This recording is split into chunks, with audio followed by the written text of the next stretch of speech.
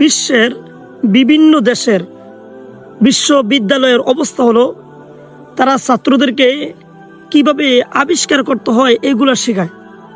তারা ছাত্রদেরকে কিভাবে গবেষণা করতে হয়, নতুন নতুন জিনিস গবেষণা করতে হয়, নতুন নতুন স্কিল শেখায়, নতুন নতুন দক্ষতা বাড়ায়, একটা কোম্পানিকে কিভাবে তৈরি করতে হয় এইগুলো শেখায়। আন্তর্জাতিকভাবে একটা ছাত্রকে ঘরে তোলে। আর আমার দেশের বিশ্ববিদ্যালয়ের অবস্থা হলো তারা নতুন নতুন জিনিস আবিষ্কার করা শেখায় না, তারা গবেষণা কিভাবে করতে হয় এগুলো শেখায় না, গবেষণায় যুক্ত করে না।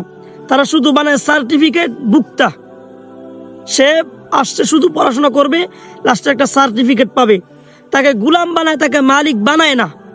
আমাদের দেশের বিশ্ববিদ্যালয়ের আরেকটা সবচেয়ে বড় সমস্যা হইল নোংরা রাজনীতি। এরা বছরের পর বছর এক ক্লাসেই পড়ে থাকে শুধু রাজনীতি করার জন্য। কে কার থেকে বেশি নোংরা রাজনীতি করতে পারে প্রতিযোগিতা করে। মনে করেন একটা বিশ্ববিদ্যালয়ে 10,000 সিট আছে, এর মধ্যে দেখবেন প্রায় 3,000 অথবা 5,000 সিট এই পুরানো ছাত্রগুলাই বসে আছে। এগুলা নিজে পাশ করে না, একটা ক্লাসও 5, 6, 7, 8, 10 বছর ধরে খালি পড়াশোনাই করতেছে। এরা বিশ্ববিদ্যালয়ে পড়াশোনার পাশাপাশি সেঞ্চুরি করে ধর্ষণের মাধ্যমে। আবার ধর্ষিতা হয় এই বিশ্ববিদ্যালয়ের ছাত্রীরাই। ওদের ভার্সিটিতে 1-2 বালতি কন্ডম পাওয়া যায় যা ব্যবহার করা হয়েছে। বাহ, মাশাআল্লাহ, বাহ। অথচ এই বিশ্ববিদ্যালয়গুলোতে প্রতি বছর কোটি কোটি টাকা খরচ হয়। শুধু 25 থেকে 26 সেশনে 1,035 লক্ষ টাকা। এই টাকাগুলো আসে কোন জায়গা থেকে?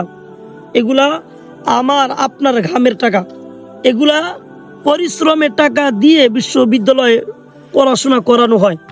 অথচ এই বিশ্ববিদ্যালয়গুলোতে থেকে কি তৈরি হয়? নোংরা রাজনীতি। নোংরা রাজনীতি তৈরি হয়। বাংলাদেশে প্রায় 30 লক্ষ যুবক বেকার আছে, এর মধ্য থেকে 10 লক্ষ যুবক গ্রাজুয়েট ডিগ্রিধারী।